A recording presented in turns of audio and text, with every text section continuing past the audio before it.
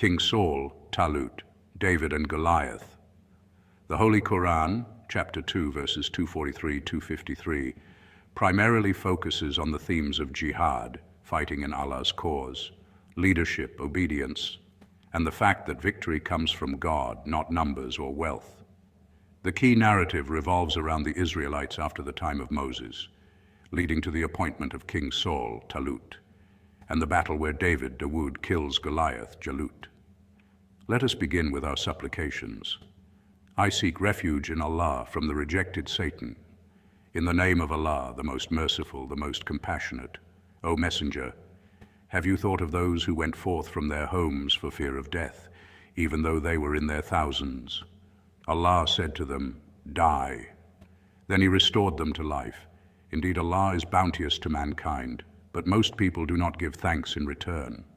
So fight in the way of Allah, and know well that Allah is all-hearing, all-knowing. Who among you will lend Allah a goodly loan which He will return after multiplying it for him manifold? For Allah has the power both to decrease and increase, and to Him will you be returned. O Messenger, have you thought of what happened with the elders of the children of Israel after Moses? They asked one of their prophets, Set up for us a king so that we may fight in the way of Allah. He said, Would you possibly refrain from fighting if fighting is ordained for you?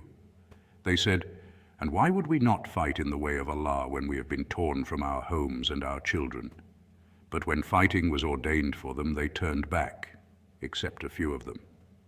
Allah is well aware of the wrongdoers, and their prophet said to them, Indeed, Allah has sent forth Saul, Talut, as your king.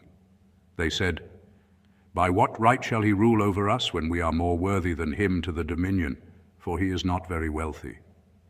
He said, Allah has chosen him over you and has endowed him abundantly with both intellectual and physical capacities. Allah indeed has the power to bestow dominion upon whomsoever He wills. Allah is all-resourceful, all-knowing. And their prophet said to them, The sign of His dominion is that in His reign the ark, wherein is inner peace for you, will be brought back to you, and the sacred relics left behind by the house of Moses and the house of Aaron borne by angels. Truly, in that is a sign for you, if indeed you are people of faith. When Saul, Talut, set out with his forces, he said, Allah will try you with a river, and whoever drinks of it does not belong to me. He who refrains from tasting it, unless it be just a palmful, he indeed belongs to me. Then all, except a few of them, drank their fill at the river. But as soon as Saul, Talut, and the believers with him went forth across the river, they said, Today we have no strength to face Goliath, Jalut, and his forces. But those who believed that they were bound to meet their Lord said, How often has a small party prevailed against a large party by the leave of Allah? Allah is with those who remain steadfast. And when they went forth against Goliath, Jalut, and his forces, they prayed, Our Lord, shower us with patience and set our feet firm, and grant us victory over this unbelieving people. Thereupon, by Allah's leave, they put the unbelievers to flight, and David killed Goliath, and Allah granted him dominion and wisdom, and imparted to him the knowledge of whatever He willed. And were it not that Allah repelled some people with another, the earth would surely be overlaid with mischief.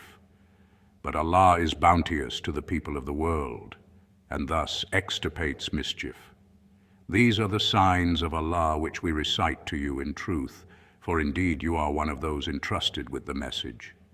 And these messengers, who have been designated to guide people, we have exalted some of them above the others. Among them are such as were spoken to by Allah Himself, and some He exalted in other respects. And we granted Jesus, son of Mary, clear signs, and supported him with the spirit of holiness. Had He willed, those who had seen these clear signs would not have fought one another thereafter. But it was not the will of Allah to prevent people from disagreement by compulsion, hence they differed among themselves, whereby some attained faith and others denied the truth. Yet had Allah so willed, they would not have fought one another. Allah does whatever He wills.